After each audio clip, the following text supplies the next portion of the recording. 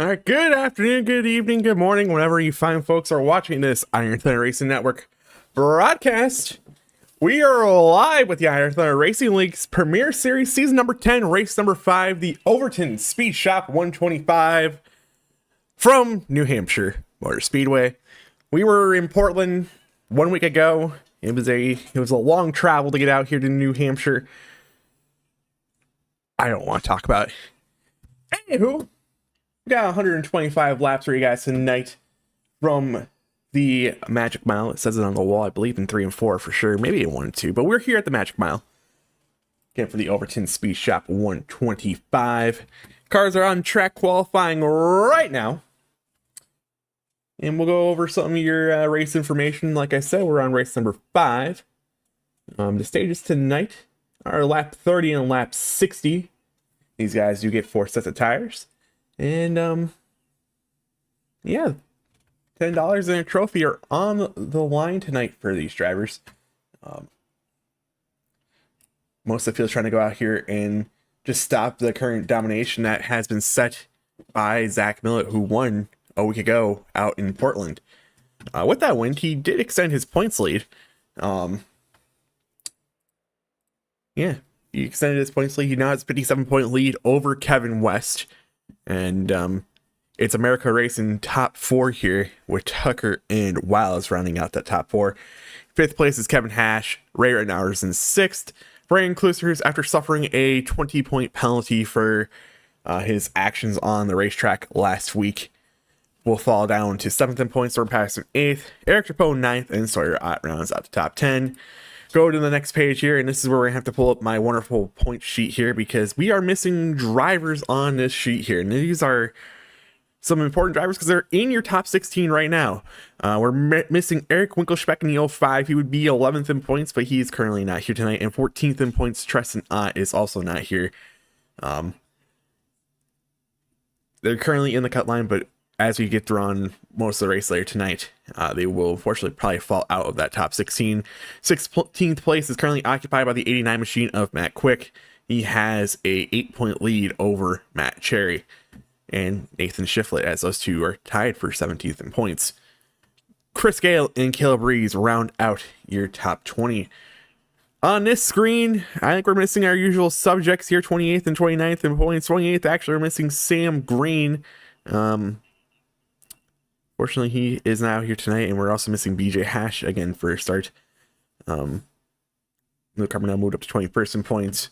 Zach Kreiser, Grande, Matthew Klusterhuis. Those guys are all on the outside, currently looking into the playoffs. And then we're just missing a lot of drivers on the screen. But Seth Heyman and Kyle Weatherman are out here tonight, giving it a go here at the Magic Mile. But qualifying is still ongoing. And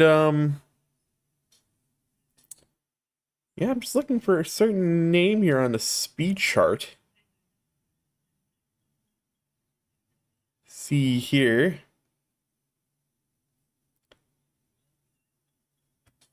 Oh, do I have the logo still on? Son of a. All right. Well, I need to really put that in ATBO instead of OBS. Well, here's your points again. We'll run through them quick. They're still qualifying. There's still a minute, but like I said, missing a couple guys here in 11th through 14th, 11th and 14th in points. And yeah, just look for your favorite driver in there. They're here, unless they're 31st through 35th in points. They're not on the graphic because they're not in the server tonight. But yes, again, here is your points. And like I said, Millet has a very commanding points lead right now in the regular season championship. So there is that. So they got 21 seconds left to go. And speak of Millet, he just went to the top of the board with a 30.605 in his qualifying attempt. He beat his teammate Wiles by 4. Even though my timing here's math, says that's 3 1,000ths of a second, but it's 4 1,000ths of a second according to ATBO and their timing and scoring. I don't get it, ATBO. Tell me who's actually on the pole. But we'll let these cars get on the grid here. Do have a special thing going on tonight. We're gonna have a Corvette GTE to the GR6. It's hang on, actually I got the description right here. The Chevrolet Corvette C8R. He's gonna be leading the field to green tonight. We're testing something new. Won't be granted any laps or anything like that, but it is gonna be the honorary pace car tonight when we do get things going. The cars are starting to fill out the grid here tonight. And unfortunately, the pole sitter, Zach Millet's currently not on the racetrack. We'll highlight him once he does. I know he's in a Team Conti .gg number 31 Chevrolet.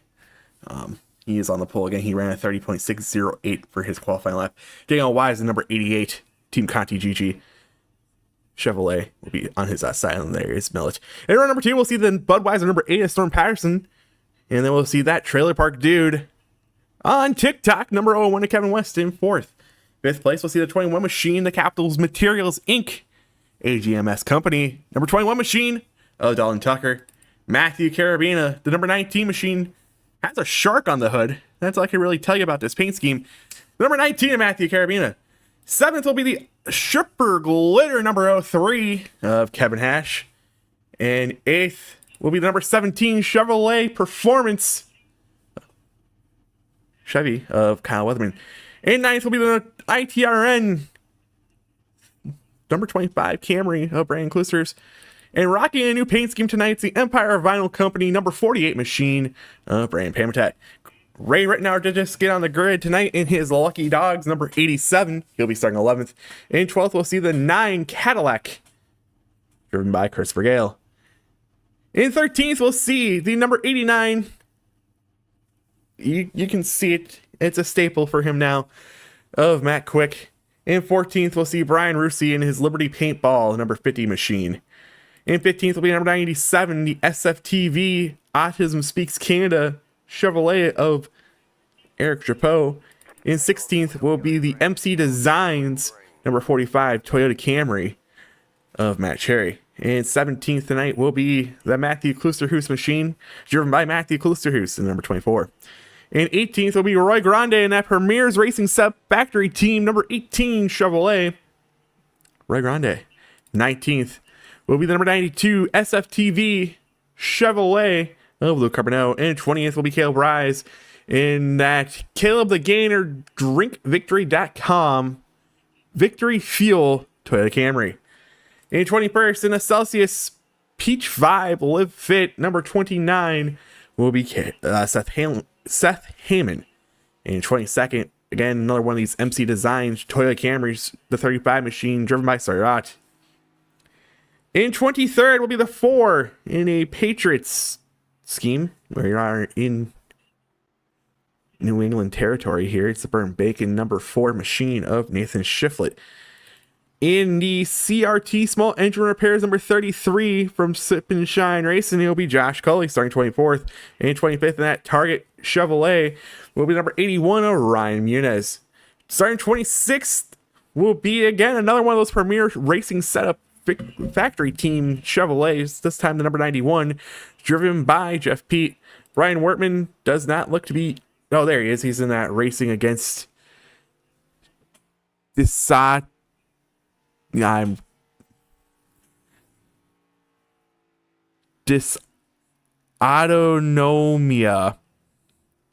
Number 74. In 29th, that's probably driven by Brian Wortman. And 29th, the last car in the grid tonight will be the Dent Wizard, Ryan Blaney. He just tried Ryan Blaney schemes. This will be Zach Kreiser in that 29th and final starting spot. So if you guys heard there, Green flag. we got the delayed start, but we get to go racing now as we took that whole entire time to go through the starting lineup. So we're racing. I totally thought they added a lap. Millett's got a pretty commanding lead here through 1 and 2. Storm Patterson's able to get around Wiles on the bottom side of the racetrack here. He moves up to second. And as a single file out first 3 positions here. Patterson's going to try to see if he can make anything work on the outside here of Millett. But that inside is going to be filled by the number 88 machine of Wiles immediately here. And as Patterson's able to use that top side to maintain the race lead. Sorry, second place. He's not in the race lead. He is in second place. Again, we got 30 laps in stage 1. We go all the way to lap number 60 in stage 2, and then we'll have 65 laps run out the remainder of this race. Patterson all over the back bumper of Millett here as they're side by side a little bit further back here. We'll go back there. It looked like it was around the 25 machine of Brian Klusters. He is side by side with the number 19 machine of Matthew Carabina. These 2 race side by side down the front straightaway here as Weatherman thought potentially taking the run he had off of 4 to go in the inside there as Carabina. Don't know if he overshot the corner or what happened there. Gets into the wall in 1 and 2. Things are going to start stacking up behind him. As they're now pretty much single filed out here through the most of the top 10 here. Pamtat's going to be side by side a little bit further back here in 9th. He's going to actually succumb that side by side. Sorry, he's going to actually get away from that side by side battle. The side by side battle is now between, it looked like Gale and Rittenauer, but Rittenauer loses that spot here to Gale. Gale stays in 10th spot. And Patterson's all over the back bumper of Millett, trying to get any sort of clean air he can. Special thing about New Hampshire here is he can't, the bottom line, there's bank in between the bottom line and the further up your track you go. So everyone's going to probably be running this second group where you see Millett, Patterson, Wiles, those guys are. They're going to be running a little bit higher because there's enough banking there for it to actually help rotate the car. It gets flatter on the actual bottom groove here at this racetrack. Again, it's single filed out majority of this field. It's going to be another one of those races where I think it might be tough to pass, dirty air, and just these very, very equal cars. I mean, we saw it, you know, in real life the last couple of weeks with these cars. Dirty air and how hard it is to pass. So you can see Patterson here. He's like all over the back bumper of Millett through 1 and 2, but just nowhere really for him to go. As he's going to try to get to the inside of him on the exit of 4, and he is there. He's going to try to see if he can. No, he's not. Millett was able to get the run off of 4. It's going to be tough to pass. It's going to be a track position type of race here tonight. And you can see Wiles has a little bit of a moment there. Looks like it got a little bit free on him there on corner exit there off of 2. Again, most of the field is just single filed out. Same distance between everybody. It's equally gapped distance as Patterson is going to see if he can get closer again. on the back bumper of Millet. As again, there's nothing really coming from there. We'll go further back. I think that is Habitat making an attempt on a pass here on Weatherman. And he will complete that pass. He'll move up to 8th. Weatherman now is going to be having to deal with the 9 machine in his rear view mirror.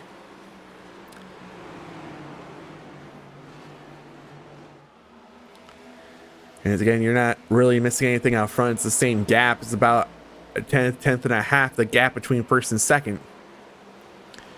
As there's a car around on the back straightaway. Yeah, I think that might have been the 29 machine who was around. Yes, it was.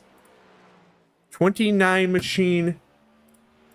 Seth Heyman was the one who went around there. We'll go watch the replay. Racing around, it looks to be the 92 machine of Carbonell. Oh, that thing just gets free on him and just trying to correct the steering, and it just goes around. Corner exit's going to be one of those things where it just gets really free for these drivers tonight. Watching the majority of practice, common spot for these guys to get loose was again on corner exit. Oh, it's a great question on how you can join the league. You can go to our website. We have a website at the Iron Thunder. It's ironthunderracing.com, I believe. I actually think it might be in the stream description. Let me pull up the stream description real quick. The link to the website should be in there. Let me click on that. Yeah, so there's a link on there in the Discord. It says join the ITRL Discord. You can join there, and then you can reach out. Once you've joined through there, you can do your verification process, whatnot, and then once you get all that and have past a welcome screen, there's going to be on that top wherever you see your users. You can reach out to one of the admins in there. And they can get you more information on how to join. But yeah, if you go into the description of tonight's broadcast, you can click on that tab that says Discord, and that should it should bring you to the league's Discord.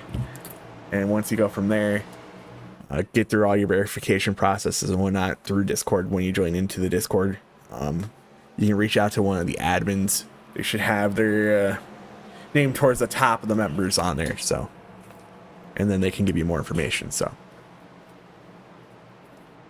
there is that. We're gonna come complete lap number 12 when we do come back to green here. It's still Millet, Patterson, Wiles, West, Tucker, Hash, Klusterhuis, Pamitat, Weatherman, Gale, your top 10.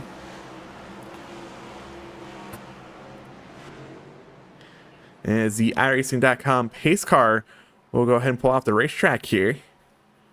12 complete. And it looks like the inside line is going to have the momentum again on the inside on this restart. That's where we saw, Pamitat, I think he might have overdrove turn 1. Got very, very close to the wall there.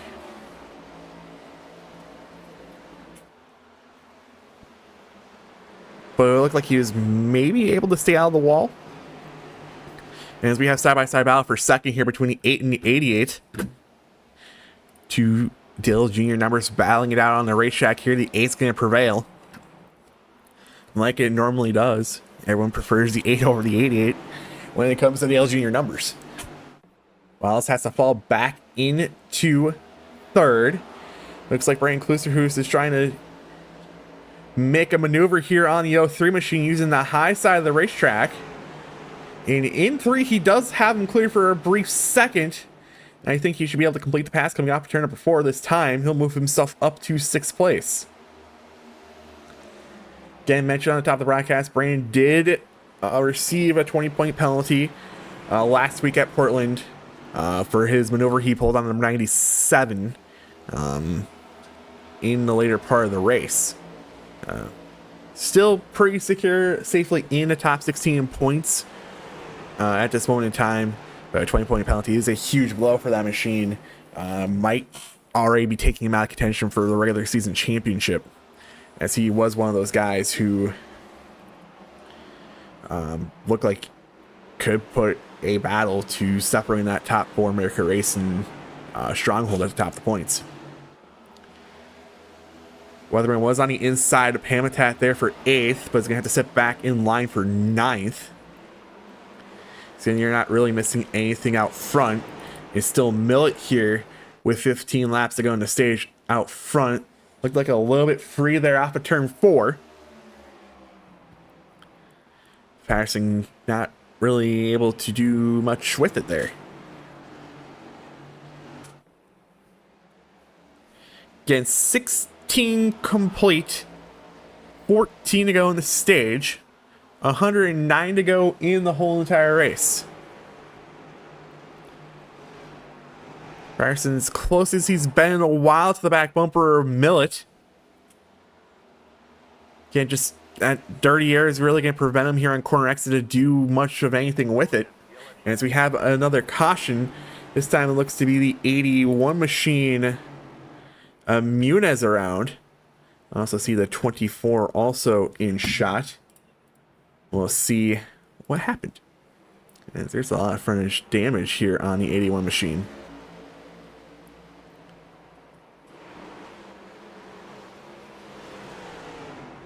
Oh, it actually happens a little bit further ahead. Matthew Clisser's is around at this point, so we'll go watch it from the blimp cam here. We'll rewind it enough to see what happens. This is happening in 3 and 4. 24 has a run on the 4.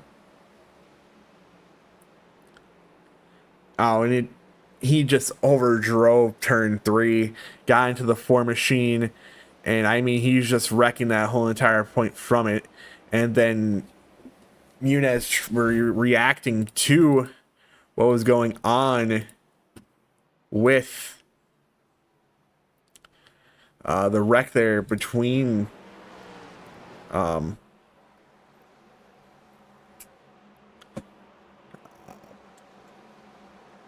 Klisterhuis, Shiflett, and those guys probably had to put a lot of wheel into it to miss some of those spinning cars, and just goes around. A pretty significant front end damage it looked like also on that target number 81. I do not care, Firefox. When we're coming to completion of a lap, we're actually completed through 19. And when we get back going here, we're probably going to have about 9 to go in the stage. Some cars did come down pit road underneath this caution. Potentially going to see if they can stay out underneath the stage wreck that's going to again happen in the next, when we come back racing with about 9 to go, 8 to go. See if they can take it easy, ride a little bit, and see if they can flip this stage. As Muniz is still on pit road.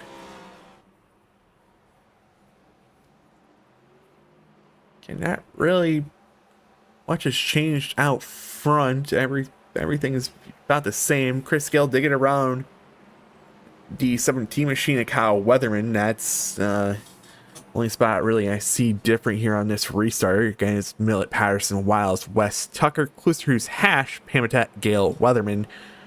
Looks like Eric Depeau is up a few spots here. Matt Sherry's running pretty well here in 12th.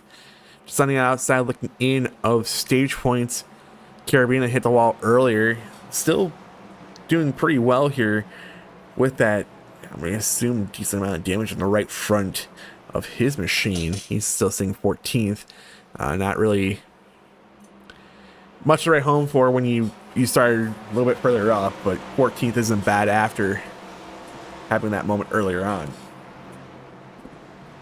So we're going to come completion on lap number 21, meaning 9 to go in the stage.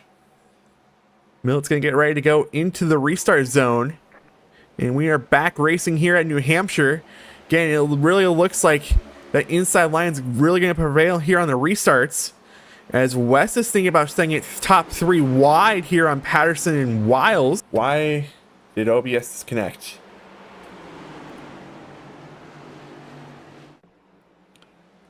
Alright, we should be good. Do not know why OBS disconnected. We'll have that popped up just in case here. As Patterson was able to complete the pass. Looked like there's a car around a little bit further back. We stay green here. Coming to 7 laps to go. Swore I saw a car around back there. Maybe the 91, the 50. The Millet.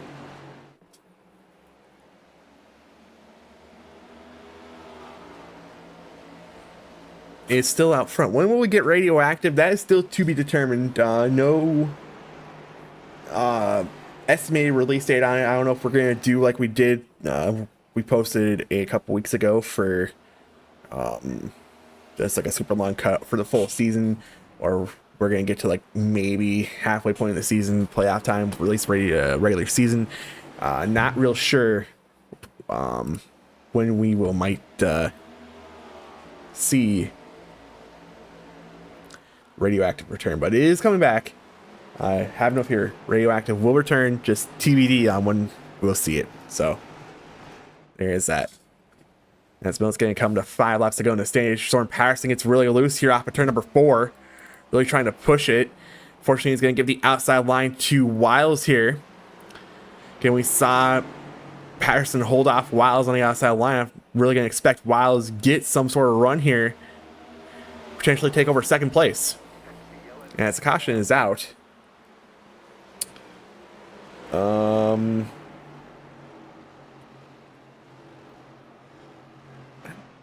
Sure, maybe the 17 machine of Kyle Weatherman. He is going slow down the back straightaway. We'll click replay and see what happened. And this is racing with Kevin Hash. Oh, and he just got loose. Oh man. Again, he was just racing there with Kevin Hash and it just got loose and it looked like he was going to try to correct it. And kind of like the number one thing here is you don't want to try to correct it. The best thing you could probably do is let it do what it wants with these next gen cars. And he hit the outside wall, and I think we'll rewind it a split second. I think he might have hit the inside wall. Yeah, with the rear end of the car. That is some pretty significant damage here for the 17 machine. And you can see it right there. Got a teleprompter, you can see it. Right front damage. Cars are coming down pit road. Like I thought the guys who pitted underneath the last caution were going to stay out. As hopefully Dylan hears this. Will this be the stage caution? So I do believe we will not get back racing before lap 30. If we do, it would be like a 1-lap shootout. If we can get some sort of confirmation on that, that'd be much appreciated. Or if you just want to send me the stage results and I can read them off. Again, Matt Quick, Josh Coley, Matthew Klusterhuis are all stayed out on the racetrack here. And we're going to come complete lap 28. We'll go up to Matt Quick here. And you see the lights are still on the iRacing.com pace car. So, if my general assumption is right here, this is the stage caution. I could be wrong. I could be very much wrong, but waiting for some sort of confirmation here on this, so. So the originally scheduled distance for stage number 1 was lap 30. And we're going to be coming to start lap 30 next time by. So we shall see. Still cars on pit road. You see, I still see the 12, the 74, 91, 17, 50. All those guys are still on pit road. I also see the honorary pace car, the 1 machine, still on pit road. And it says he has a meatball flag, so that car for sure is not coming back out on the racetrack tonight. The lights are off on the iRacing.com pace car here. Again, this is coming to this. I'm willing to bet this last caution was a stage caution, so everyone who came down pit road probably got their stage points. If I had to guess, Millet was your stage 1 winner. And next thing about interesting at the time of caution, who had second place, because I know they were side by side between Wiles and Patterson, so that should be a pretty interesting thing here. But on this restart, it's Quick, Cully, Millet, Matthew Klisterhuis, Kevin West, Storm Patterson, Daniel Wiles, Dalton Tucker, Brandon Klisterhuis, Ray Rittenauer, as things are all jumbled up on this restart. Race leader Matt Quick did choose the outside lane here, and we just haven't really seen much of momentum from the outside lane here on these restarts. But he has control of it. And it's a pretty decent start by Josh Cully on the inside lane. And the caution is back out.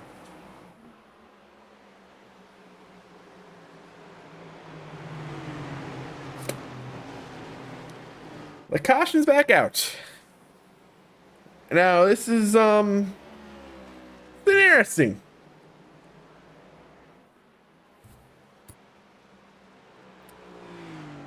Again, I don't believe we threw the caution right now for the stage. I do believe the last caution is going to be counted as a stage. And I'm still waiting for confirmation on this.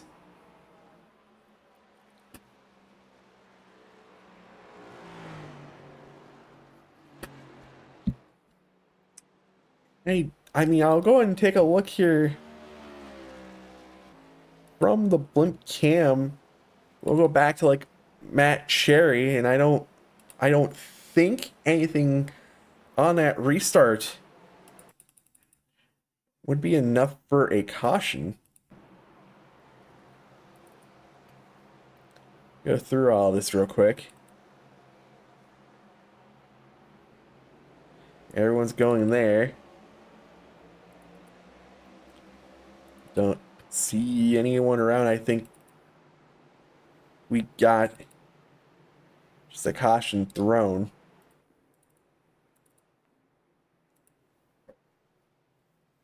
Right at the end of the stage. So I do know with iRacing Control, you can put in there to have the stage automatically come out. And that could have potentially been the case where you set caution to come out on lap 30 in iRacing Control. So that could have been the case there. Looks like the 50 is going to go get a lap back here. And he better get going because the field's coming to the restart zone momentarily. And Millet was able to gain a spot there. So he's, instead of restarting 4th, he'll restart 3rd on this restart. And again, a pretty decent start here by Cully on the inside lane as Quick race leader controlled that restart. Cully's actually going to get clear of Matt Quick here and using the bottom side of the racetrack here after turn number 2. Millet's going to fall right in behind Matt Quick here for 2nd. And it's going to be 3 wide for a brief second. Matthew Klisterhuis on the top. Storm Patterson middle. Kevin West bottom. West is going to get around Patterson. He's going to also get around Klisterhuis. It's getting 24 machine was part of a strategy there, pinning underneath the caution we had prior to this last set of cautions. Hampshire looked like he got a little bit loose there off of turn 2. Was able to keep it going. Looked like he might have lost a couple spots in the process of that. Wiles is now side by side with Klusterhuis as we're racing to lap number 60 here in the stage. Cully still leads. He's leads over Millet. These guys do have about 8 lap fresher tires compared to Cully. So we shall see on how long Cully's able to hold the lead. Again, he has the cleanest air on the racetrack. Furthest car in front of him is all the way up in 1 and 2, so we shall see here. As Matt Quick, once he got back into that dirty air, has just started to drop like a rock. Wiles is going to be the next car to get around him here. Drop back to 6th, then Brandon Kluster, who's going to be the next car to attack him.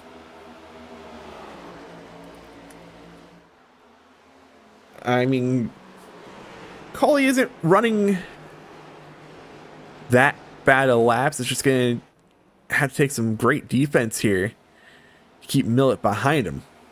Like, Millet just getting loose there off of 4 is enough to potentially keep him behind him for at least another, I'd say, 2 laps, because it's very, very tough to pass here. As Quick was very, very close to being put into the wall there in a very tight situation here off of turn number 2.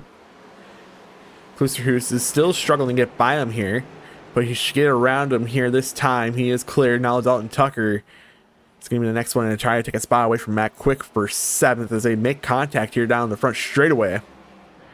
As 38 laps have been completed.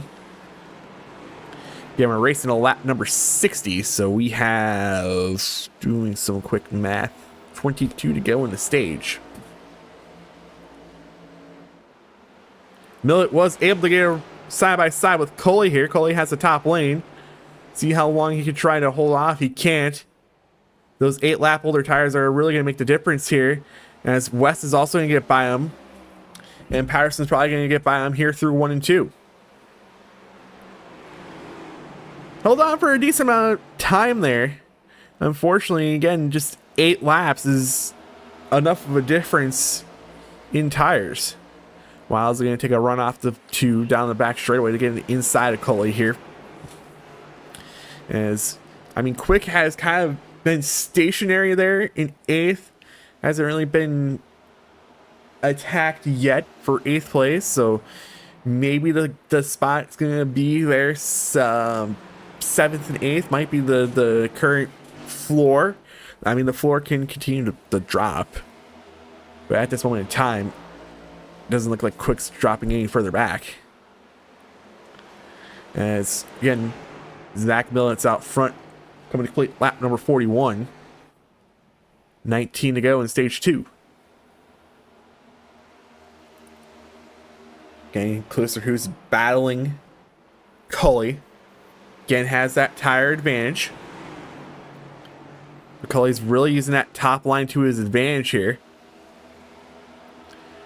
Unfortunately, it's not going to work this time, as Kluster was able to get by him. As now Dalton Tucker is going to try to take that number 21 machine to the inside of Cully to get around him.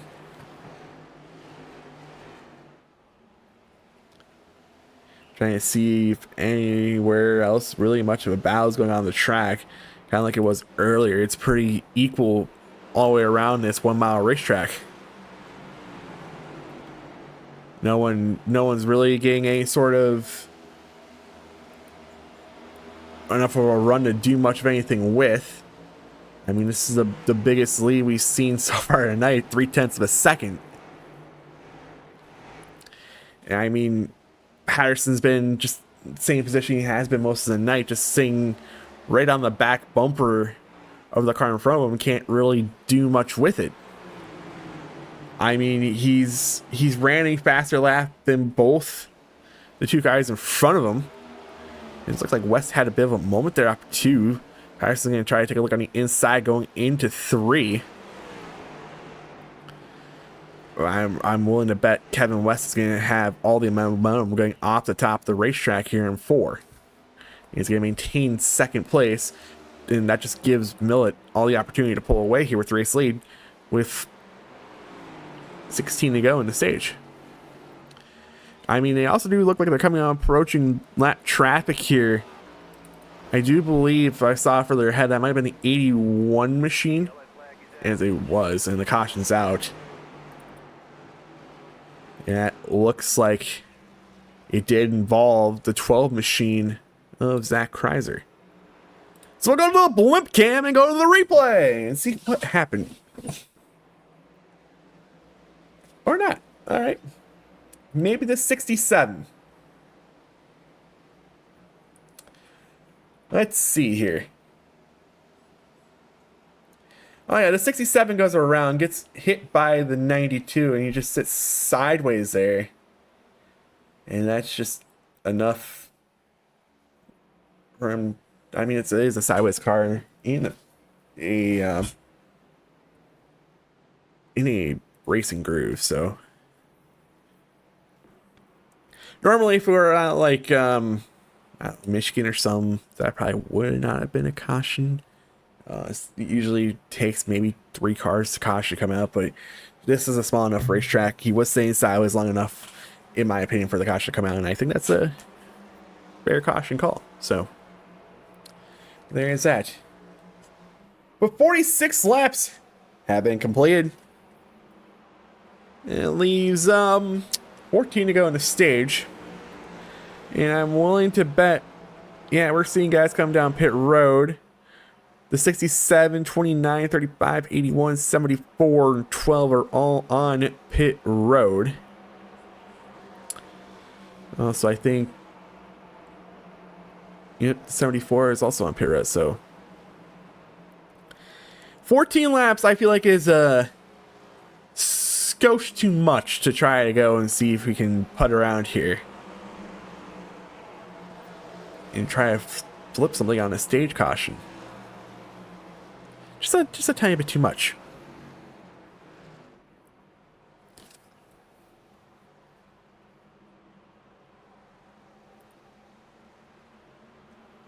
And still Millet out front. West in second, and it looks like Millet took the top groove. Very, very interesting.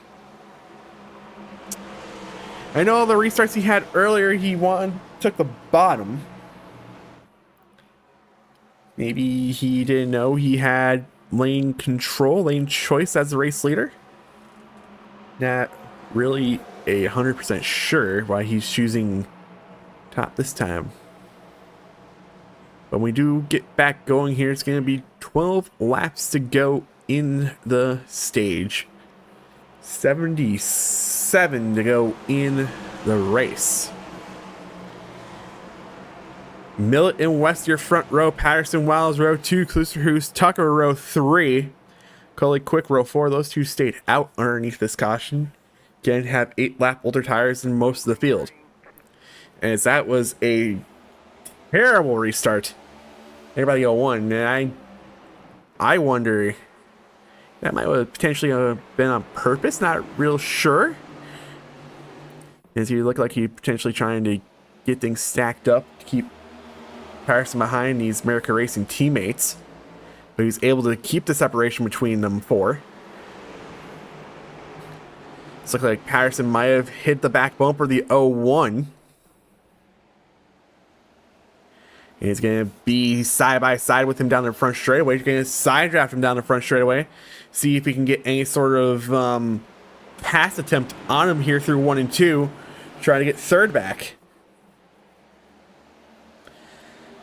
Really, really close to making contact here off of turn number 2. I think there was still enough between them. And as Wiles goes to the bottom lane here, try to give as much dirty air in the front end of that 8 machine as he can. West gets into the wall there off of 4.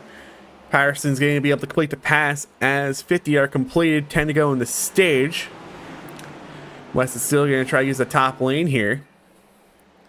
As Tucker's not going to get to his inside here for 4th. Patterson was looking inside of Wiles for 2nd. Not much really happening there as Wiles was using momentum off the top line to keep 2nd place. All this again happening behind the number 31 machine of Millet. Coley looks like he had a little bit of a moment there off of 4. as he's racing with the 89 machine of Matt Quick. That's battle for 7th back there. And as Pamitat's trying to see if he can get around these two guys. He's going to at least get around Coley here going into 3. And they're going to be 3 wide here behind these two. So Coley, again, he's really having trouble with those 8-lap older tires. As West might lose a spot here to Tucker. He did hit the wall again off of 4 a couple of laps ago. I don't know if that was enough of a contact there to maybe set the wheel off a tiny bit. I mean, these next-gen cars have improved night and day over what they were 3 years ago when they came the primary A-fixed car on the server. So I don't think that might have been enough contact in the wall to do much to that right front, right rear toe link. But I mean, he has now lost 3 spots, and just he's running 31 fours. So there could potentially be something wrong. There could be some sort of damage in the wheel. It's very much possible here. Ran at 30.9. So he's getting back to competent laps compared to the race leaders. So there is that. As Quick and Coley both have last spots to Hash and Pamitat. And it's 54 complete, 6 to go in the stage, coming to 5 to go in the stage. As Zach Millet's still up front. Pamitat, again, all over the back bumper of the 88 machine here. Just can't really do much of anything with it. Because Wiles is going to run the top. And I mean, Patterson's going to be equal with him off a corner exit. But Wiles is going to have all the momentum off the top. I mean, unless you do some like Denny Hamlin, Ross Chastain type of moves from first year of this next gen car, you're not really going to be able to complete that pass on the inside lane. Coming to 4 to go on the stage. Parsons again, just have to sit back in line here, seeing what he can do. It's just nothing really coming from this. He's just unfortunately just stuck there. It's just nowhere really for him to go unless he goes higher than Wiles and see if he can do something there. It just doesn't. It's not really gonna. It's just truly nothing much for him to do. He can't really pass. It's truly just gonna take a mistake from the car in front of you to get around him.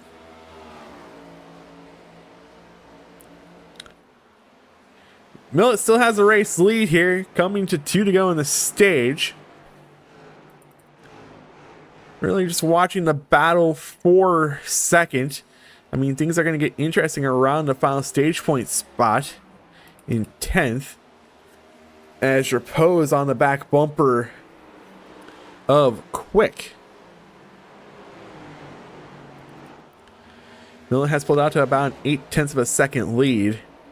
And it really starting to look like Patterson's starting to get held up here by the 88 machine. I mean, again, he's ran faster laps than the 2 cars in front of him. And I mean, this is as close as he's been coming down the front straightaway, coming to the last lap in the stage.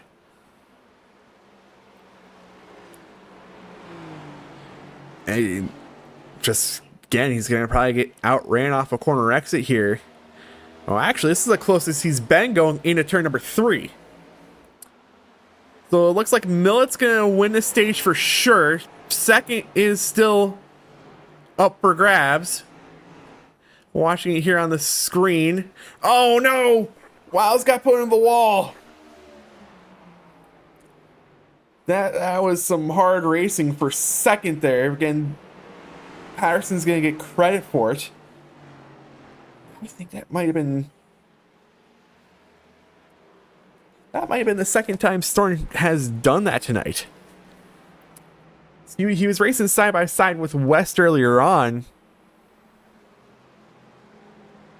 and West got into the wall. And I mean, that there was just hard racing coming to the end of the stage.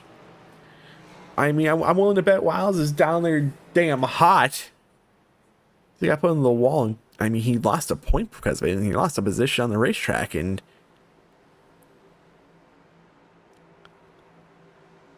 very, very interesting.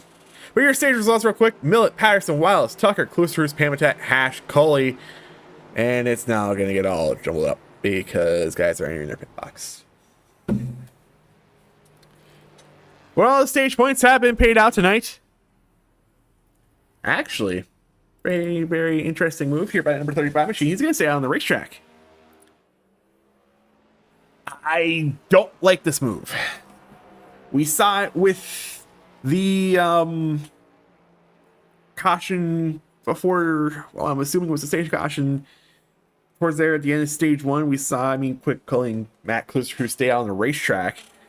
And I mean, 8 lap tires. He just were essentially chewed up and spit out immediately. And he's going to come out here and be on 15 lap older tires. I mean, it is a track. Essentially, it is a track position race. I mean, you're going to have to go out here and I mean, Quick and Coley, they were able to stay inside the top 10. It's just that you're talking about 15 lap older tires. That's just not. I don't know how long this is going to work for him. But it's going to be Sawyer race leader coming to this restart. Millet. Don't tell me OBS crashed again.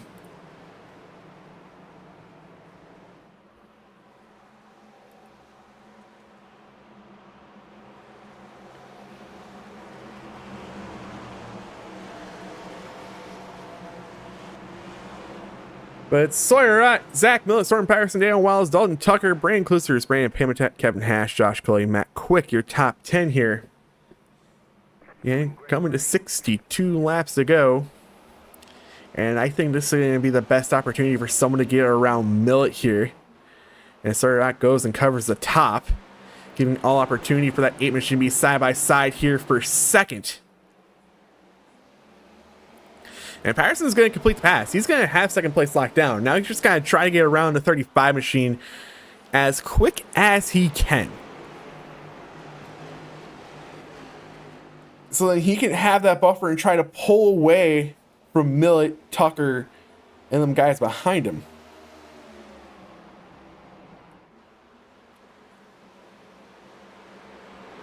And there he goes. He's able to get by the 35. The 31's now going to be side by side with Sawyer.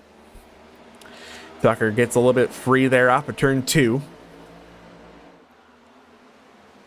So going to be side by side with Millet. This is giving an opportunity for Patterson to pull away a tiny bit, but unfortunately Millet's going to be able to get by Sawyer. And it looks like Sawyer might be the one to get into the wall there, and as the caution is out. Caution's out.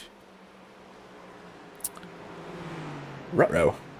Well, who is this caution for? Let's go back and watch the 45 machine to see if he was involved, because he is some 8 seconds off of the pack. It's not him. Well, let's see if he approaches the cars involved, because again, he's about 8 seconds off these guys. And no, maybe it was the 50 machine. I guess I really don't. Was Kyle Weathering back out on the racetrack? Nope. I guess I'm not real sure what the caution was for that time. Voodoo Graphics and Designs. You know, Mother Nature sucks sometimes. But hey, we still got plenty of races to go. We'll see you out for Martinsville next week. Hopefully the weather is nice for you to get out there for Martinsville.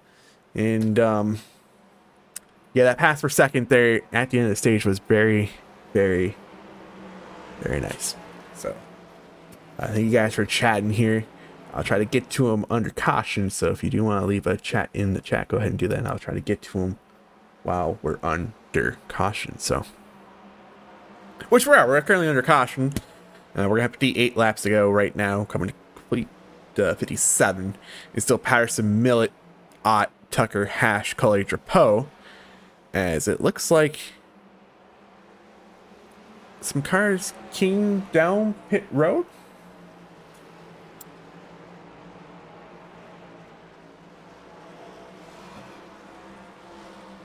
Not real sure what happened to the 25 machine.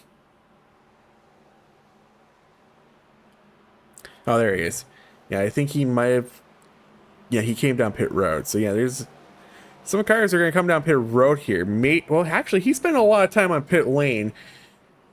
He might have been part of the caution there.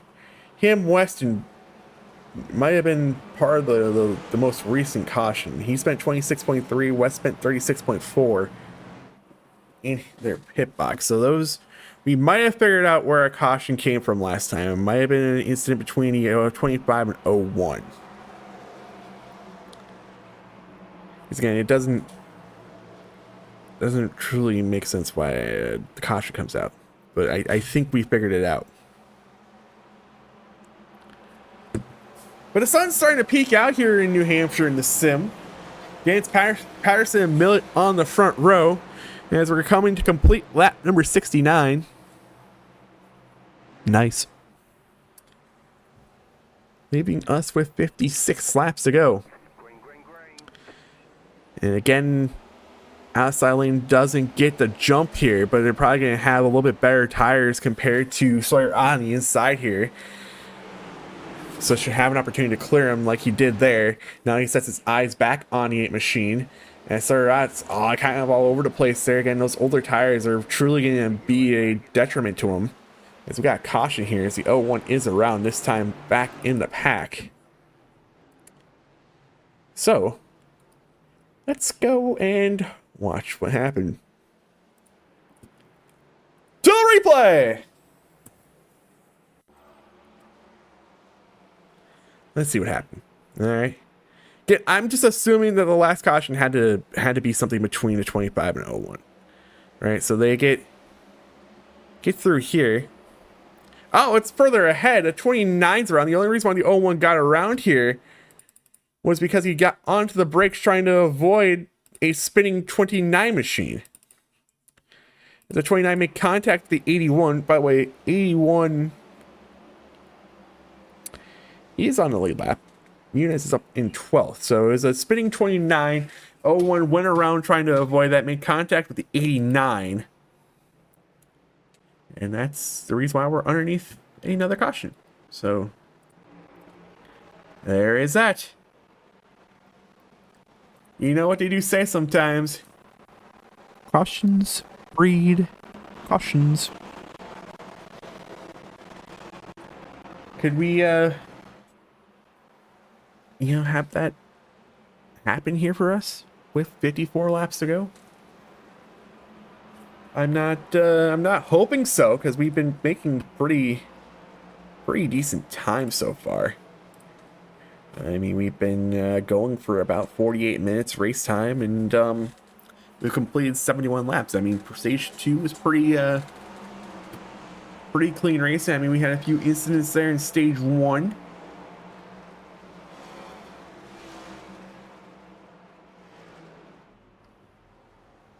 Yeah, it's a pretty interesting here. Some of the lights are gonna go off the iRacing.com pace car. Now, Patterson's gonna stay on the inside lane here, giving Millet the top. It's Kevin Hash and Sawyer Ott in row 2. Is very thankful for these cautions so far. Has been able to maintain that top 5 pace. Again, he's on a very different strategy, very old tires. compared to majority of the field here. Coley and Drapeau, row 3. Carbonneau and Pamitat in row 4. Shout out to Luke, running in the top 10. Muniz had earlier issues. He's running 10th. Reyes is back there in row 5 as well. Shiflett, Gill, Kreiser, Brainclister, Staunton, Tucker. Tucker, I don't know if he pitted, maybe had some sort of part of one of those cautions there where we couldn't figure out where the caution came out. Not real sure, so we shall see. The iRacing.com pace car has entered pit road. We're back into the restart zone. We're back racing here at New Hampshire. Comparison goes immediately to the top after clearing the start-finish line, trying to block that 31 machine and leave him side by side with the 03 down the back straightaway. As Kevin Hashno has entered the battle for second here, as Josh Coley goes around, and this is gonna collect a few cars as more cars are still spinning well after the fact. The 67, the 4, and some other guys were involved with that. I believe that was off the front bumper of the 97 machine. We will watch the replay and see here. Oh, sorry, I had a moment there off 2. And we're watching the 33. Yeah, it's off. That is just off the front bumper of the 97. I don't know if Eric just mistimed the corner or what. I don't know if Coley backed up the corner real well or whatnot, but there's some significant damage to at least that 97. I think he might have accidentally overdrove the corner, and when he did that, got into Coley, and then it just chain reactions after it. I mean, it's a car wrecking the top 10, and we just got off of a restart there, so it's kind of gonna just trickle down through most of the field there. It looks like the sun's just gonna disappear on us again. By the way, where did Millet went to pit road? All right, interesting call. He's getting up a decent amount of track position. And as Chris Gill also came down pit road, Brian Wortman, he's on pit road. Drapeau was part of that last caution, so no surprise he's on pit road. Matt Cherry, he's been fixing damage most of the night. So Carbonneau was fixing damage from that. He got some pretty significant front end damage there after the 67 came back up the track there from, unfortunately, the wreck behind the wreck. It's just one of those things that unfortunately just kind of happened because where these two cars went wrecking there. So now this is where things get really interesting, right? So the top 4 are going to have 15 lap older tires compared to the guys who just pit: Millet, Gale, Wortman, Kreiser, Shiflett, those guys. They also going to have 6 lap older tires compared to Brainclister. Again, I don't know if Brain took tires there. He spent a minute and 2 seconds on pit road. I'm going to guess maybe some sort of tires there. And Starter I has going to have the oldest tires here, 30 lap older tires. 30 lap tires compared to some of these guys in the field. So very, very interesting strategies going on here. 49 laps to go. I'm willing to bet some of these guys might need to pit.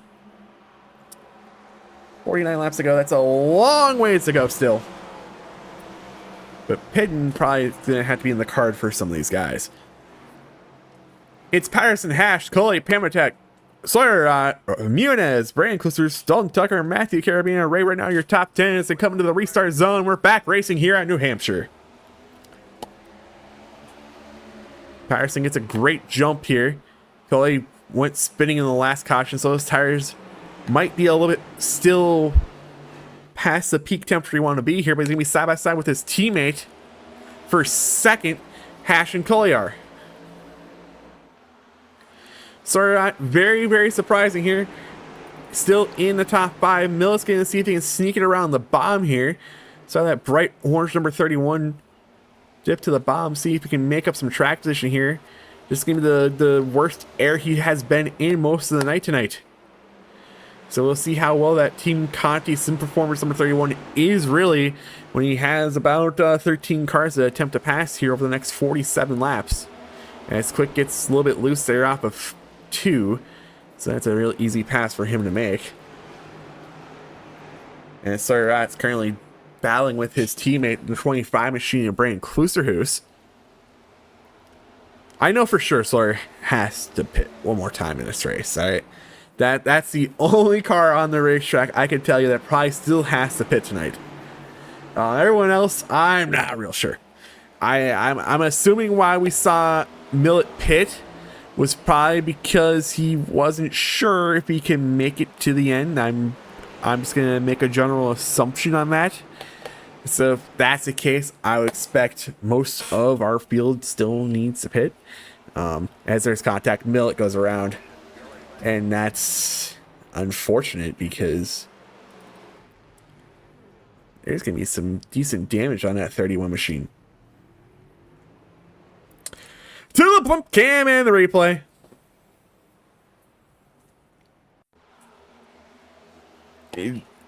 Millet has been the fastest car of the year, so he's in. I feel like this is a position he truly hasn't been in most of the season so far. He'll gain through traffic. I mean, he gets a little bit loose there. I think he was trying to corral the car. And while at it, the 19, I mean, let's see it real quick. I think we need to see it from far chase. Probably the best to see what happens here. In middle of 3, gets loose. And I don't think the 19 knew they were still 3 wide corner exit. Thought he was 2. And it could potentially be. Oh yeah, there's potentially some decent bit of damage there on that 31 machine. Potentially.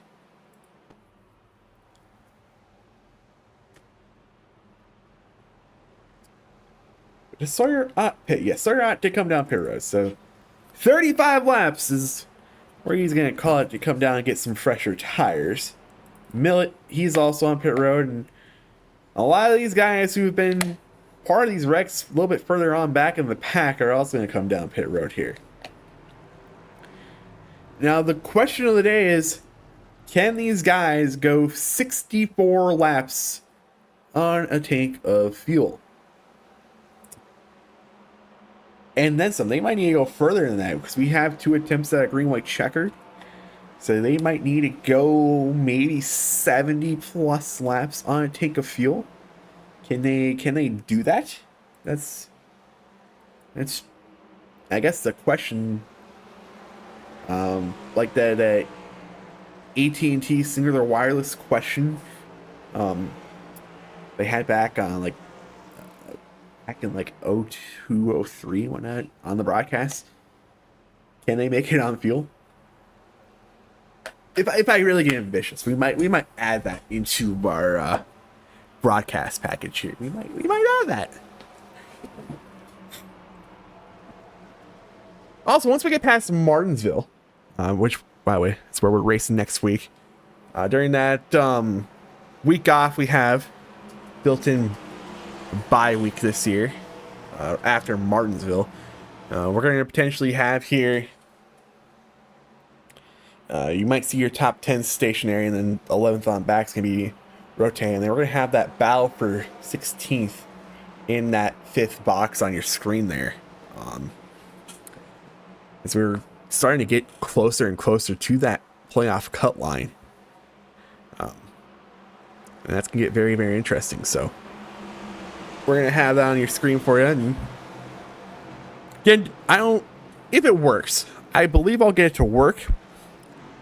That'll be something happening after Martinsville, after our scheduled off week. But the pace car is off. 84 laps will be completed this time by. And Storm Patterson gets another decent jump, and he's going to hop to the top lane here in front of 03. It's actually 03 is going to hop in front of the 33. And keep him back in 3rd. That's going to give an opportunity for Pamatek, who gets really loose there. Causes things to kind of chain reaction there. A little further on back. As they're almost 3 wide for a split second there between the 21, 25, and 33. But still going to be side by side off of 4 for 5th and 4th. This Tucker has kind of rebounded here, but again, this is kind of due to strategy. We've seen some guys pit. Well, now he's actually going to get loose here off of 4. I think he kind of made the smart decision there. Let this car, from all the experience I've had with this car, the best thing you can do sometimes when it gets loose off a corner, just let the car take it down there, hit the brakes, get out of the racing line. That's kind of the best thing to do instead of trying to save the car. And I think West made a very smart move there to do that. Unfortunately, he's going to lose a decent amount of spots, but he saved that car from very significant damage because that car probably would have ended in the outside wall, and probably a broken toe link. But it looks like he's only going to lose maybe three spots out of that. So that would be your Allstate's good hands move of the race if we had that. As the caution's out, it looks to be a little bit further back. Looks like the 19 car was involved in it. Maybe also the 18. We'll go to the blimp and to the replay. To the replay! Let's see what happened here. Unless this happens a little bit further ahead here. Sawyer has a brief moment there off the corner. It's a 67 who's around. All right. So there was 2 cars around. 67 took some major hit to the inside wall there. 29's also around. So we have a couple things happening here. So this all starts when, again, I don't think Carabina might have realized, again, he's 3 wide. Just trying to clear up. I don't think he knew he was 3 wide. When he did that, he made contact with the 67. Doesn't look like severe damage. It's gonna hit pretty good. And then the 29 also goes around. I don't know if that's because he's trying to avoid. Oh yeah, he was just trying to avoid a spinning 67 machine. So 3 spins. All look like it stemmed from, again, the 19 not potentially seeing he was 3 wide. It's going to look like he got into Sawyer Odd, and that's initially what sent him around. We're under caution again. Again, no one really in your top 10 has pitted. I mean, we still have 1, 2, 3... 4 guys who haven't pitted since the stage caution. Dalton Tucker is the highest guy on the best tires in 4th. He's been on the racetrack for 18 laps. Brian Klusters has 6 laps fresher. Again, 8 for Wiles. Muniz, he's been on the racetrack for 28 laps. Chris Gale, I mean, he has 14 laps, and it's Millet, Ott, Kreiser on back. Those guys have all paid more recently than most of the guys in the top 5. But we completed 90, 35 to go. Again, there is potential with these cautions. It could be saving a little bit of fuel. Again, with Millet pitting, Tucker, Wiles, those guys pitting, potentially might have been for fuel because they saw their numbers and are like, hey, we can't make it to the end, so get this pit stop out of the way now. And then cycle back out front. That's the only thing I can think of here. But the iRacing.com pace car is going to go ahead and make the turn down pit road here, and it's going to reach the restart zone. And we are back racing here at New Hampshire.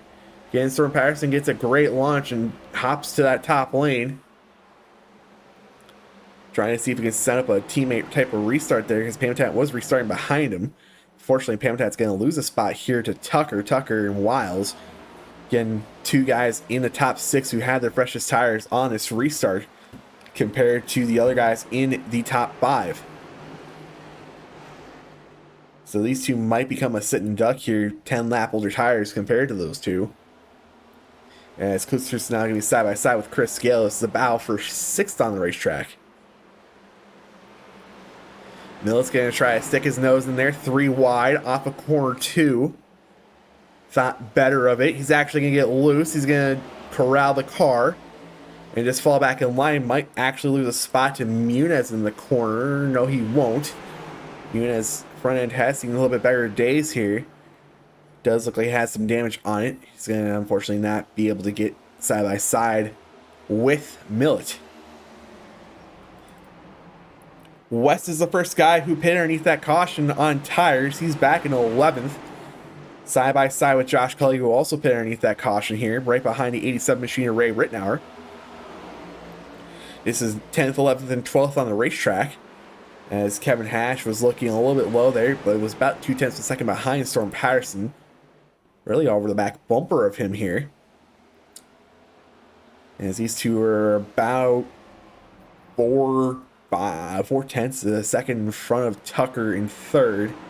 Again, the highest guy on tires fresher than our 2 race leaders. Coming to complete lap number 95 this time. Still Storm Patterson out front in the Budweiser number 8. Currently being chased down by the 03 Stripper Glitter Chevrolet Kevin Hash. And that time he's able to pull away from him a tiny bit. And as things have single file for the front 3, the battle goes back to 4th between 88 and 48. That's Wiles and Pamitat. Again, Pamitat unfortunately has 10 lap older tires compared to Wiles. So let's see if he can use that momentum you get from the top lane to try to stay side by side as long as he can with Wiles. And it's working so far, but at some point those tires are going to be no match to Wiles. And you can see right there, Wiles is going to be able to clear him before we get to exit 2 to move Wiles up to 4th. Still back there around 12th. Battles are heating up. West and Cully were able to get around Rittenauer. Muniz was able to, actually was unfortunately losing a couple spots there. His side draft there from the 19 onto the 12 of Kreiser. As these guys are actually losing time compared to the cars in front of them. So let's compare some lap times real quick. Storm Patterson, the cleanest there on the racetrack, he's ran a 30.8. We'll see this time what he ran a lap time compared to. He ran a 30.9 to for both Tucker and Hash. Wiles, Pamitat, Kluster's ran a 31.0, 31.1 for Gale, 31.0 for Millet, and then Cully was actually able to get around West, and he ran a 30.9. So your top 5 are running equal lap times compared to the guys who pitted underneath that last caution. As West gets into the wall again, running side by side off of 4. We saw it earlier on when he was battling Storm Patterson, who was on his inside. So that's something to kind of keep track of. West in the wall side by side, top of a side by side battle there off of 4. He's going to try to see if he can get around Millet here, which he will. Move him up to 8th. Yeah, 31.0. And that's about same lap times most of the cars behind him are running as the caution is out. As it looks like the 01's also involved, the 48's involved. Oh, they're still wrecking back there. Let's see what happened. Bring out this caution. Oh, all right. We need to go a little bit further back here. All right.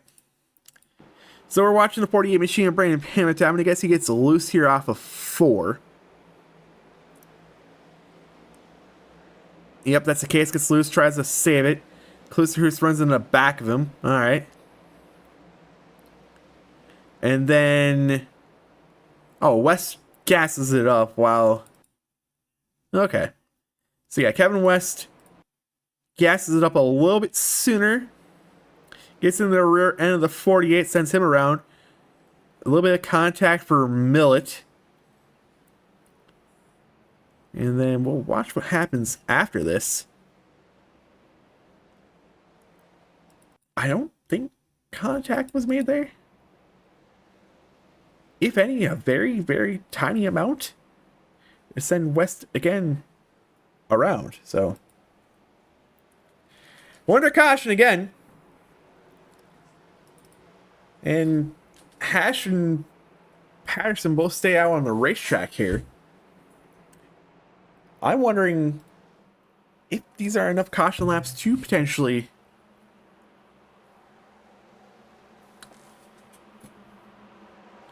get him to the end here on fuel.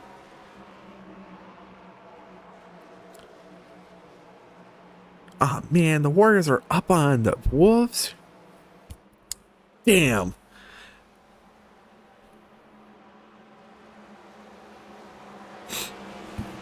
But we should have a restart around 21 laps to go. Again, the question is, can you run 64 plus laps on a tank of fuel? That's the question for both Patterson and Hash, as those two are the only ones who haven't pitted in this stage. So we'll see what happens here.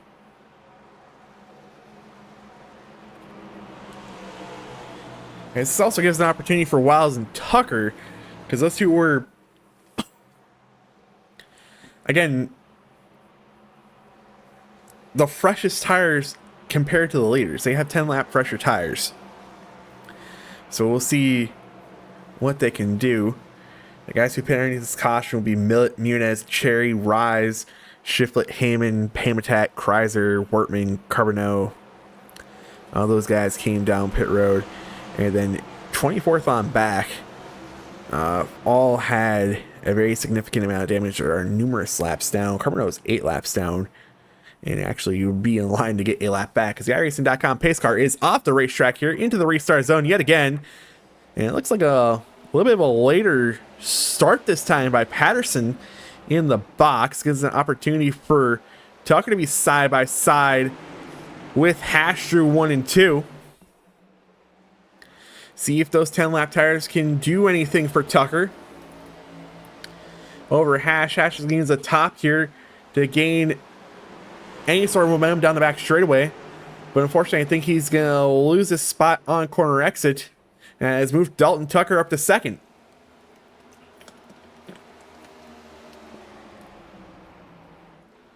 Tucker up to second. Now Wallace sends his eyes on that 03 machine, as Tucker sets his eyes on the 8 machine. As the caution's out, and that's a huge wreck back there. It looked like the 01 was involved again, and the 81. So let's go to the blimp cam into the replay. Let's see what happened here. All right, 19, a little bit slower on corner exit. And oh, the 89 gets loose. The 81 is trying to avoid the 89, and that's what caused West to be involved in that one. Yeah, it looked like Matt Quick got loose off of 4. Sorry, off of 2. Actually, in the middle of 2. And I mean, yeah, kind of really nowhere for Muniz to go besides to move up the track. Otherwise, he potentially would have hooked the 89 into the 01 and would have And a caution anyways. Now we get to see here what Tucker can do. He'll be restarting the outside lane this time. And we'll be restarting with about 16 to go. So can those 10 lap fresher tires do anything for Tucker to storm team have all that advantage being the control tower on the restart? And can he make it another 18 laps on fuel? That's, I guess, truly another question we need to ask here. Can he go 18 more laps?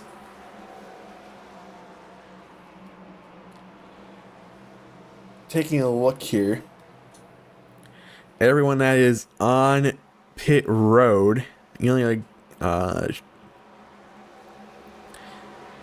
this time by was involved in not this caution but the caution before. Spamtown looks like he's getting some damage fixed from that caution, so he'll go back on the racetrack. Muniz was a part of that most recent this current caution, came back down pit road and get some damage repaired. So the absolute best tires in the top 10 goes to Josh Coley in 7th. In the top 5, again, it's Tucker and Wiles. Those two have the best tires. Chris Gale in 6th has even fresher tires. But again, it's going to take some sort of calamity between these two on the front row to potentially get those guys in contention for the race win. So, like I said earlier, track position is key. So, Storm and Hash have been staying out and keeping that track position. It's been working in their advantage so far. So we'll see here if they stay in their advantage coming to this restart. Again, 16 laps to go. Storm is on the gas pedal and he's going. He's going to be able to clear, and so is Hash. The Hash was unable to clear up, as Tucker is going to have the preferred line coming off of 2. The outside line, we've seen it all night long, that outside line prevails on corner exit compared to the inside line. Usually we see that most everywhere on the sim. Outside line usually prevails, as there is a car, I want to say there was a car around, maybe a car blowing up back there, but we are still green. Tucker's going to sit back in line here for a second. It's Hash going to try again to see if he can get a nose on the inside there, but he doesn't. Going to be side by side with him on corner exit though. But I think Tucker is going to prevail and get him clear going down the back straightaway. 88's also going to try to take advantage here of the 03, see if he can get around him. Doesn't, going into 3. But these two are going to again be side by side here, giving Storm an opportunity to pull away here with 14 laps to go. Tucker is going to clear now. He's going to set his eyes on for Patterson. The battle is now on for 3rd, Hash and Wiles. Hash has the advantage through the corner. And does have an opportunity to clear up and get in front of the 88 machine. Instead, he's going to keep the bottom lane here. Try to see if he can send it in there and try to pull a slide job in front of him. Doesn't need to. He's going to maintain 3rd, as it looks like Wiles or maybe Klooster's got into the wall there off of 4th, 13 to go. The advantage is about 6.5 tenths for Storm Patterson over the 21 machine, as Kevin Hash was able to get around Wiles and keep 3rd locked down. Taking a look here, closest battle we have will now be for 6th here, as Coley sets his eyes on to Gale. Side by side between Rittenauer and Millet. Millet trying to come through here, has the freshest tires compared to some of these guys in the top 10. As Rittenauer is going to really send it into the corner there. Send it a little bit too much. Gets into the wall there, trying to keep that spot in front of Millet, but he's going to lose it. Lost too much momentum there because of the wall hit, and has had to fall back in line in 9th. Still 8:21.03, your top 3. Storm ran a 30.4 31.0 compared to 30.9. So Tucker was a little bit faster that lap. But can he find a way around him? Can he close up 0.6 of a second? And as the cautions come out, the 33 machine looked to be around there. And we will click on him here as hopefully he will stop falling down the leaderboard. And we will go to the blimp cam and the replay once again.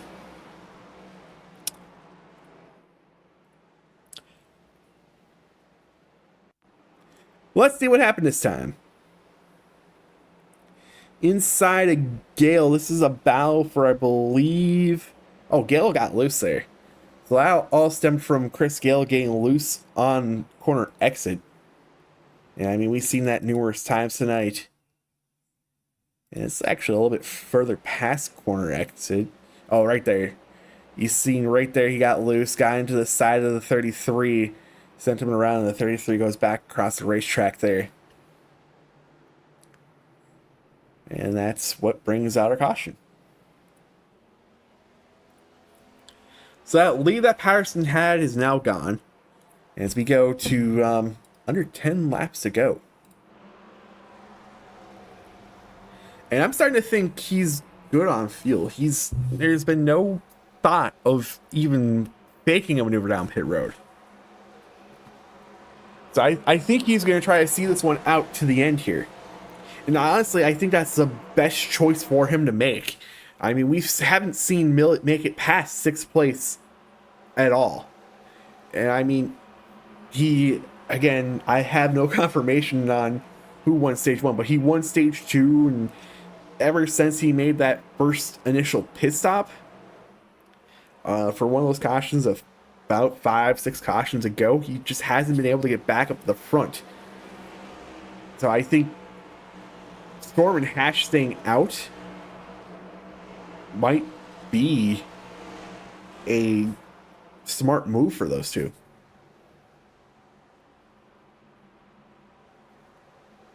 But the light should be turning off on the iRacing.com pace car.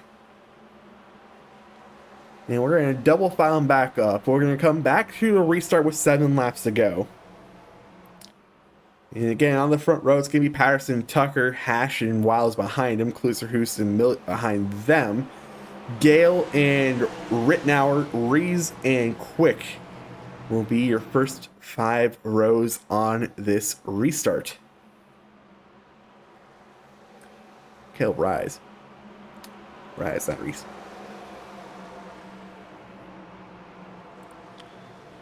Coming to completion of 118. Sorry, completion of 117. Okay, start 118. We get back there. 7 laps to go. Here from the Magic Mile. The iRacing.com pace car makes that hard left-hand turn down pit road. When does Patterson go into zone? He waits a little bit here, and that gives all opportunity for Tucker to have an opportunity to be side by side with him going into turn 1, as there was a lot of pushing going on there from teammates. He's going to run Tucker pretty wide here into 1 and 2. Millet's going to lose a lot of ground from that spot push, though. I mean, he's in a pretty decent spot. He has 3 wins on the season. So truly, I mean, he go ahead and give all the push he can to his teammates here to try to see if they can keep him side by side with Patterson in the 1. I mean, having all those wins, it's in the points that he has, it's not a bad call for him to do. He has house money to play with. It says he's lost a lap. I don't think he's lost a lap. There's a car spinning into the infield there.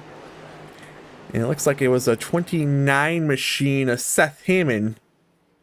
We'll see what happened to him with another replay. Again, we're watching a 29 Celsius machine, a Seth Hammond here. Trying to see if anything else happened from that here. Oh, no. Got loose. try to corral it. I don't think oh, there's even more going on afterwards. All right. What happened here? Okay, all right. These two running each other out. Oh? Okay. I think I learned my lesson from a week ago. We need to go watch the cockpit on this one, all right? What? What happens here?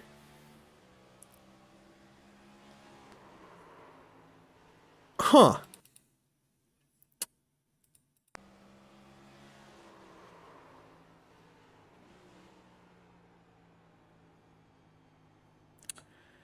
I guess I'm not really sure.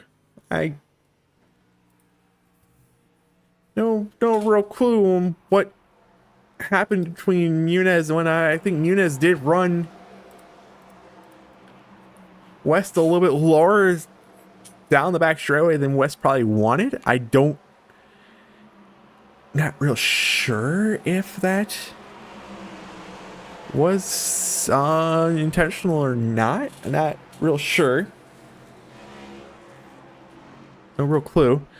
By the way, Millet, I don't know if he money shifted or whatnot. Got the shift going into 1 on that last restart. But he is on pit road with a meatball flag. So his race is done. Looks like West's race is also done.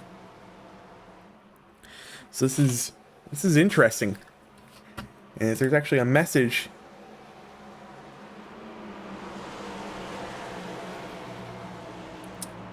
And there's actually a little bit beef going on in the Discord forums. All right. Interesting. But we're going to have a restart with 2 laps to go. This is going to be off the books, green, white checker attempt. So we don't have to pay taxes on it. So we'll have 2 laps to go. This will not count as one of our attempts at a green, white checker. So we still have an opportunity for 2 of them. If we do not see the white flag raised by barring the flagman. But the iRacing.com pace car is going to make a left-hand turn down pit road. The green flag is back in the air, and Storm Patterson is on the gas pedal. 2 to go. An amazing restart by him. Just needs to get around here to make this race official. Gets through 1 and 2. Pretty even keel so far. 48 machine is slow down the back straightaway. Green flag is still out. Going to the starter stand. The white flag is in his hand. 1 lap to go from New Hampshire. It's going to have to take a miracle here for Tucker to get around Patterson. Hash runs a little bit higher here. He's going to lose some spots. Rettenauer got loose. It looked like potentially out the front bumper of the 25 machine. He's going to lose a couple spots. But off of turn 3 and through 4, they're wrecking behind him. A major wreck behind him. We'll go back and watch the replay. But Storm Patterson will win the Overton Speed Shop. 125 from New Hampshire. Dalton Tucker finishes second. Daniel Wowza finished third. Hash fourth.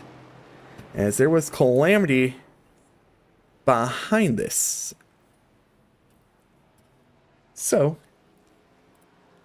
let's get a quick replay. Oh! How did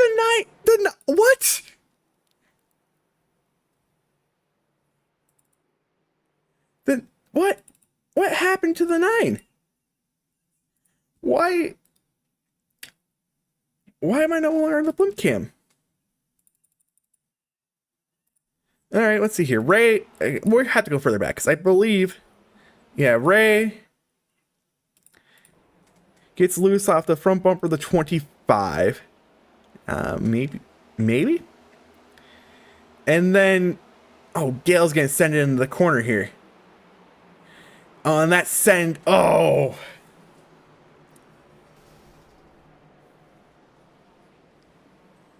Oh, yeah, it does land on all fours for Gale. Does it get across the line, though?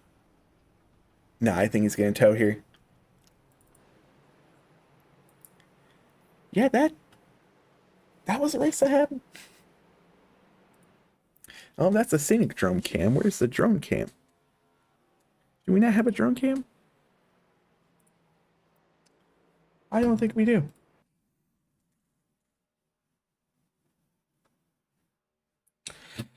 All right, that's where I just want to watch the burnout. We'll watch it from the rear chase. All right. That was a race, and we get to go ahead and pull up the 8 machine. That's Storm Patterson into the booth. Hold on, Freebird's playing in my earbud. Oh, it's not playing in my ear, so it's fine. Well, They should hold. it's done now, sir. Oh, it's done now? Hell yeah. Yeah, it's been done. I had Freebird playing for the last 5 minutes of that damn race. Well, as you should. You made a great strategy call to run that last 63 laps without pitting, and you secured the win. Yeah. How about that? For a season that's been America racing full. Showed up tonight. I just wish Zach Miller was up here. I really wish it could have been more toe-to-toe. I know we had those first few runs, and that was fun, but, man, I wish I could have went toe-to-toe with him. I think could put on a hell of a show.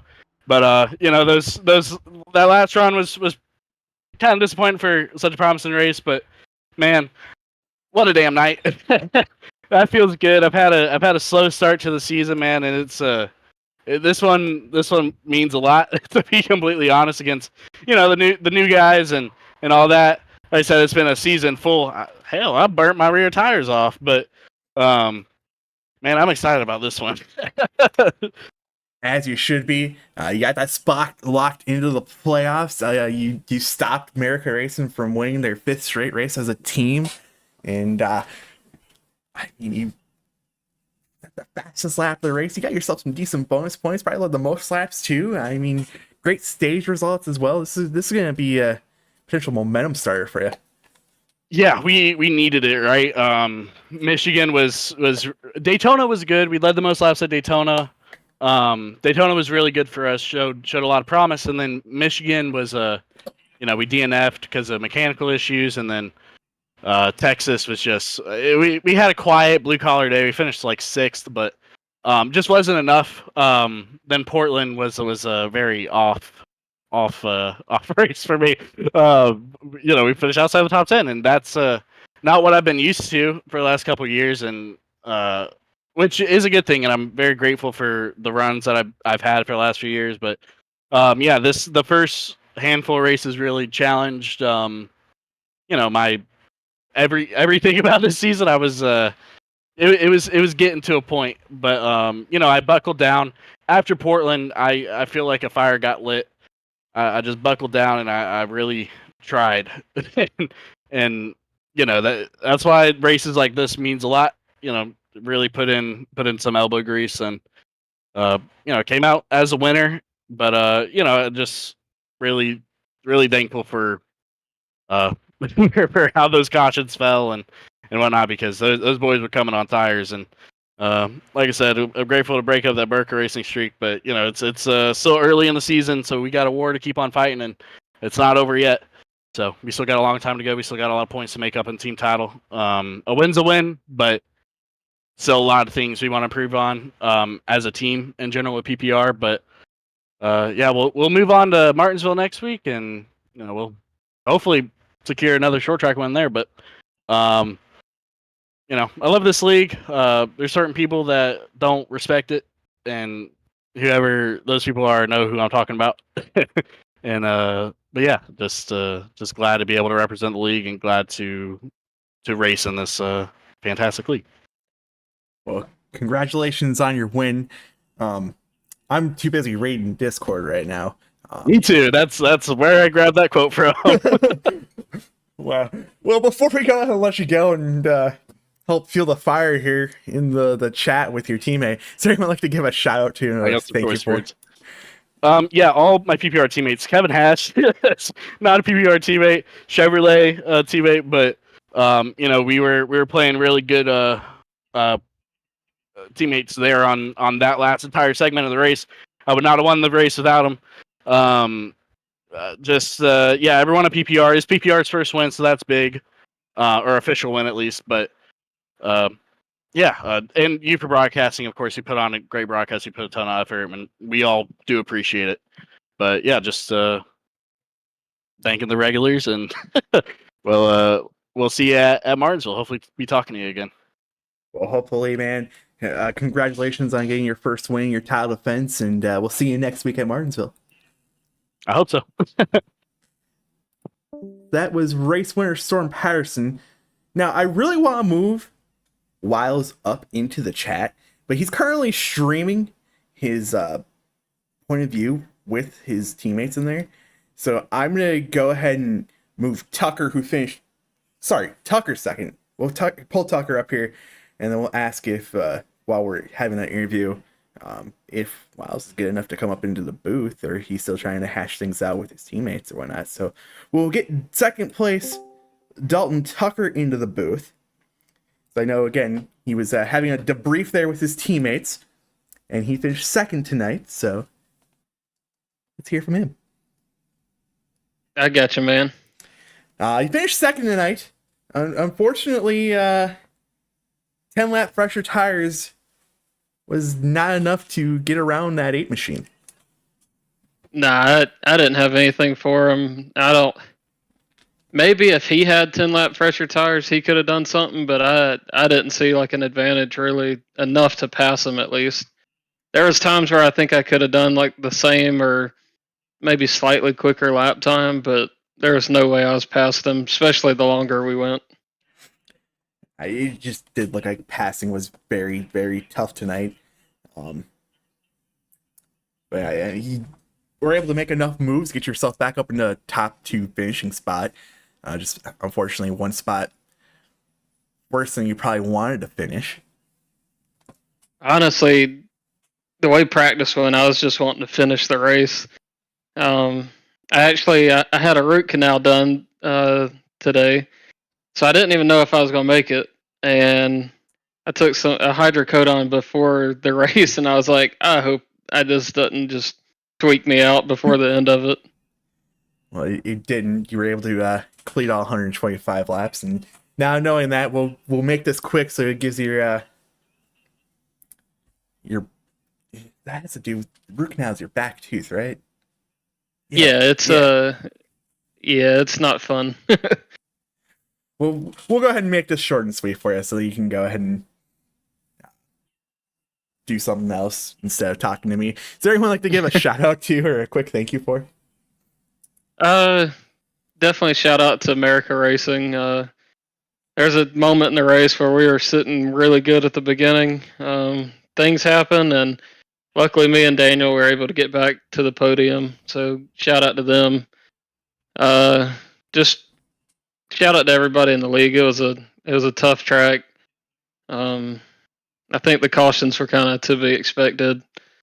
Very hard to pass, no grip. It just kind of is what it was tonight. And as always, appreciate what you do and can't wait to go back and watch it. Sure, it's very exciting at times.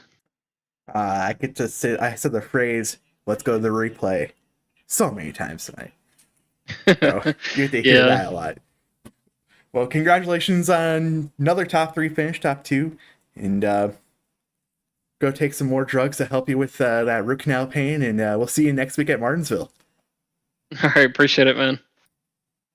That was second place finisher Dalton Tucker, and it doesn't look like Wiles is currently sharing his stream anymore, so we'll go ahead and pull him up into the booth and talk to him about his third place finish tonight.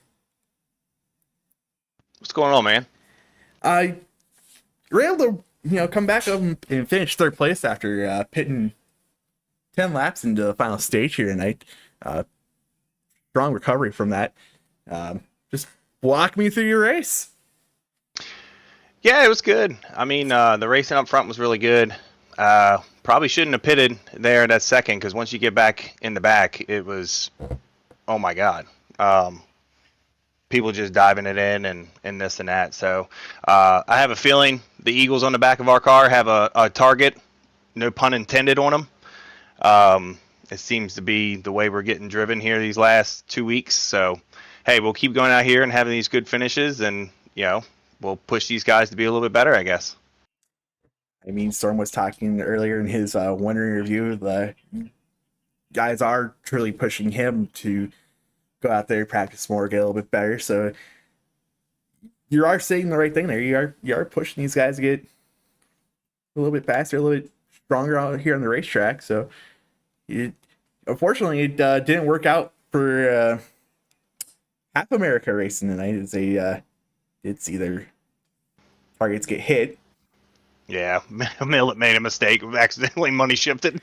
That's what I thought would happen. I didn't know if he pushed too. I highly doubt he overheated the car. I was thinking money shift before overheating the car, but you're able to rebound again after pitting. Just fortunately took a while to get back up into the top 3 spot. Restarts didn't help. I wonder if you think if it went green there after you pitted, you potentially had a shot at this thing, or was it that hard to pass? Storm, he was able to get the power down a lot better than pretty much everybody. So he was on it tonight, especially on the exits. He was really good. He was able to get the throttle down really fast. I just had an issue getting it. I mean, I struggled. I'm happy with the top 3. I was happy behind the other Kevin for 4th, and he sent it in there to 1 on the last lap. So I was like, oh well, I'll take it. There's a lot going on there in that last lap. You're able to survive, come home with 3rd place finish. I'm gonna go ahead and make this a little bit quicker, because I know you were sharing your stream in there with the other teammates and whatnot, probably talking some things over. So we'll go ahead and get this a little bit over for you, so you can go back down there and debrief. Is there anyone like to give a shout out to, thank you for?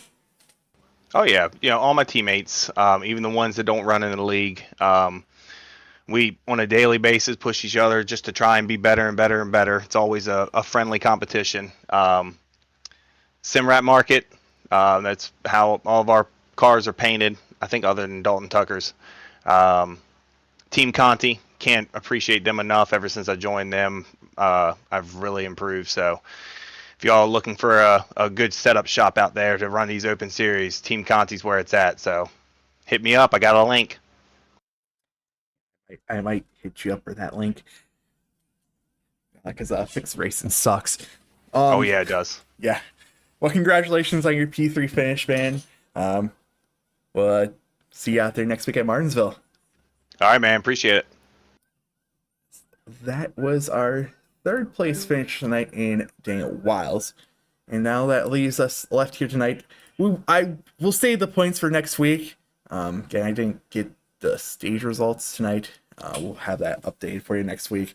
I really like to do that with the stage points, especially after last week when they were pretty spot on. So we'll get you that. But we'll go over your results. Again, with Storm Patterson winning, Dalton Tucker 2nd, Daniel Wallace 3rd. Kevin Hash played the same strategy as Storm Patterson. It worked out for him, comes home 4th. Brandon Kluster finishes 5th. Matt Quick 6th. Caleb Reeves 7th. Matt Cherry 8th. Nathan Shiflett finishes 9th. And Josh Cully rounds out your top 10. 11 through 20 sees Brian Rusi, Seth Heyman, Ryan Muniz, Brian Werman, Sawyer Ott, Ray Rittenauer, Brandon Pamitat, Matthew Carabina, Chris Scale, and Zach Kreiser. 21st through 29th, we'll see Kevin West, Zach Millett, 2 guys who were pretty strong earlier on in the race. Just got caught up when they made that pit stop and just could never rebound it and just got involved in that mess here. We'll finish 21st, 22nd. Carbonneau, Roy Grande, Eric Chapeau, Matthew Klusterhus, Kyle Weatherman, and Jeff Pete will finish. The guys who are actually running. Dylan Hale, the honorary pace car driver that we did not get to see tonight, will finish 29th place. That'll do it for us. You think tonight was calamity? Well, we get to do it again next week from Martinsville. Same time, same place, 7:55, 8:55 on Eastern Seaboard. When the broadcast go live, we'll actually be on air about 9 o'clock on Eastern Seaboard. And we'll get to watch some more short track racing from the actual paperclip. Well, that'll do it for us. We'll see you guys next week.